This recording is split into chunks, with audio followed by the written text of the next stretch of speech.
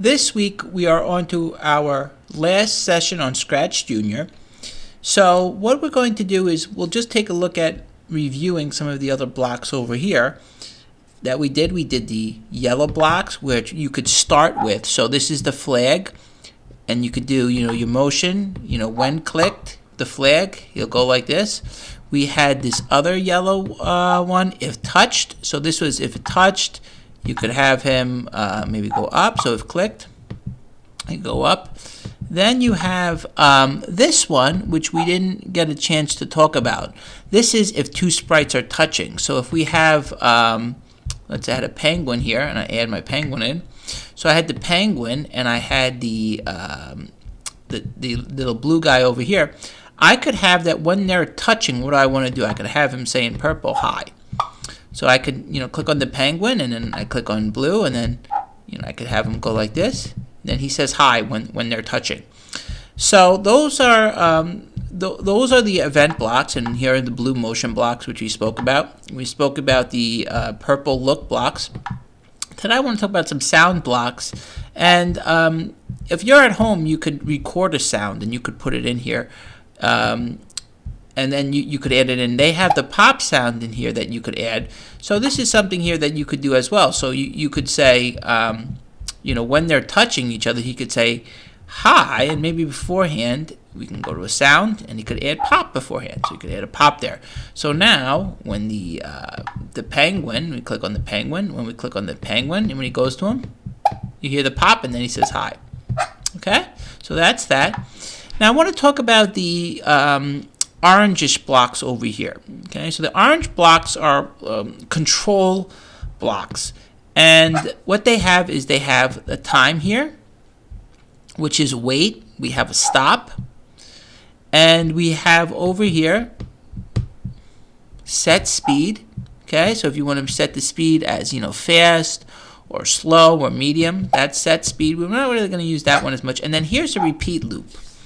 So repeat loop, we use that in code.org. And now we're going to use it in Scratch Junior. So let's take a look at some of these yellow control blocks and how we would do it. So let's say we had a wizard in here. Okay, I click my wizard, I add my wizard, and I want to put the wizard over here. And let me make the wizard a little smaller so it fits with our. They're touching. That's why he's saying the pop sound. So I'll make him a little bit smaller, maybe a little bigger, over here.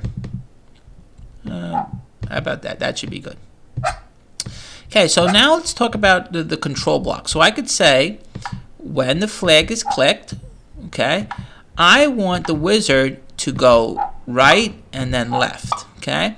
And I can put a repeat loop around them. So we did the repeat loops in code.org. Now we have it here. So you could put it in here, repeat, and then this is the number of times you want to repeat. So I have it repeating 4 times. You could put it 5 times, whichever number you want to put in here.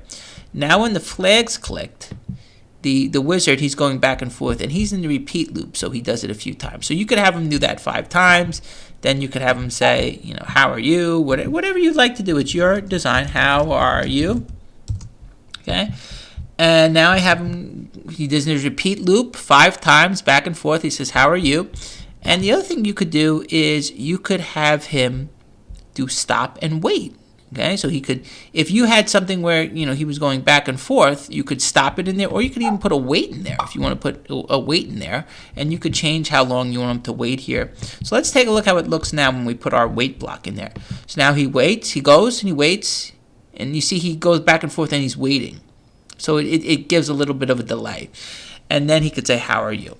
So what I'd like the students to do this week is to put all of our blocks together. You could add some sound, as we've spoken about. Now, if you're somebody who's home, you could record your sound here if you want to record yourself, and you could put that into your Scratch Junior.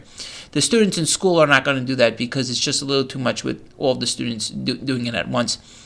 But what I would like you to do is incorporate all of these blocks these week's events, and you could do something like we spoke about here.